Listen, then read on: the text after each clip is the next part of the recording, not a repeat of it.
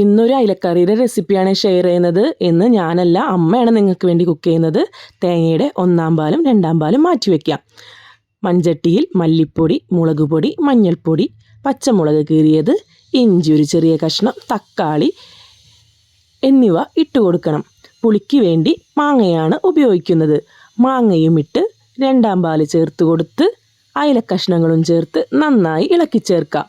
ഇളക്കി ചേർത്തതിന് ശേഷം ഗ്യാസ് പോട്ടിൽ വെച്ച് നന്നായി തിളപ്പിച്ച് എടുക്കാം. തിളച്ച് വരുമ്പോൾ 1-ാം പാല് ചേർത്ത് കൊടുക്കുക. അതിനുശേഷം വീണ്ടും ചുറ്റിച്ചെടുക്കാം. ഇതിലേക്ക് ഇനി ഉള്ളി താളിക്കണം. ഉള്ളി, ഉലുവ, കറിവേപ്പില വെളിച്ചെണ്ണയിൽ നന്നായി മൂപ്പിച്ചെടുക്കണം. മൂപ്പിച്ചെടുത്ത ഉള്ളി അയിലക്കറിയിലോട്ട് ഒഴിച്ചു കൊടുത്താൽ അടിപൊളി അയിലക്കറി റെഡി. എല്ലാവരും അമ്മയുടെ അയിലക്കറി ട്രൈ ചെയ്യണം. ഞങ്ങളുടെ ചാനൽ ലൈക്ക് ചെയ്യണം, സബ്സ്ക്രൈബ് ചെയ്യണം, ഷെയർ ചെയ്യണം. താങ്ക്